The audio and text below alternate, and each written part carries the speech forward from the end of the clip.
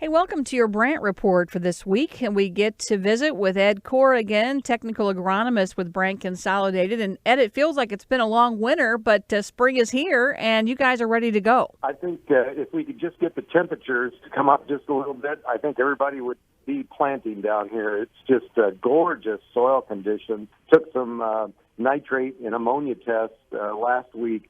Down to 2 feet deep, the soils are just sampling like marshmallows. They're really, really good shape. Super condition. So waiting for just the temperature to pick up a bit in the central part of the state. Yeah, we got up in Sangamon County up to in that early 50s to mid 50s, and then we saw the outlook was going to be colder, and it has, and now it's dropped back down to around 40. So we're really we never really got into good conditions, and it's early on the calendar even for us to be planting much, but the soil's great condition. We do have a couple of really big watch-outs right now. In our area down here where it is drying up.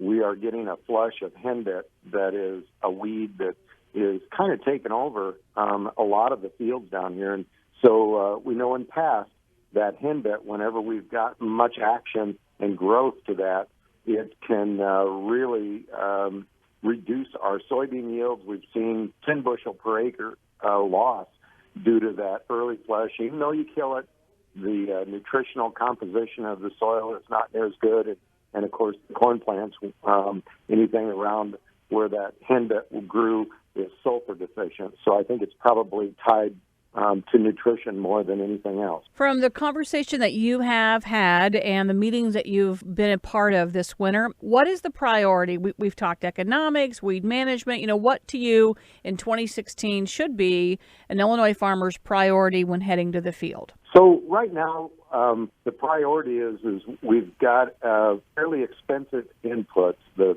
nutrition, the seed, and so we really want to try and accomplish it the first time, do it right. And I think it's going to be trying to prepare that soil.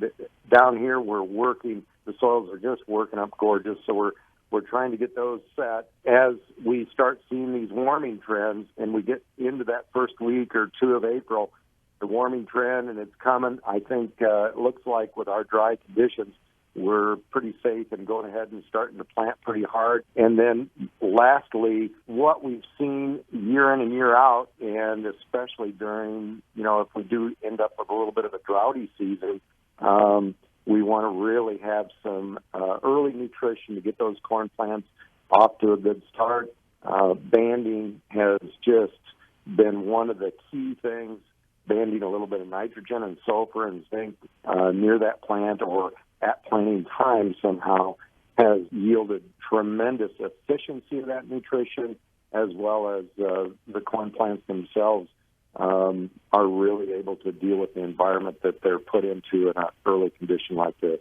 Ed, anything else I didn't ask that's on your mind as we prepare for another season?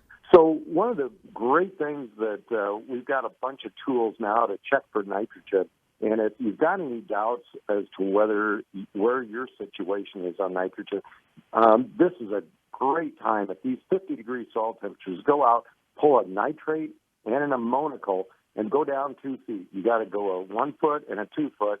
And those tests so far are saying that ammonia is still there. All the nutrition's there.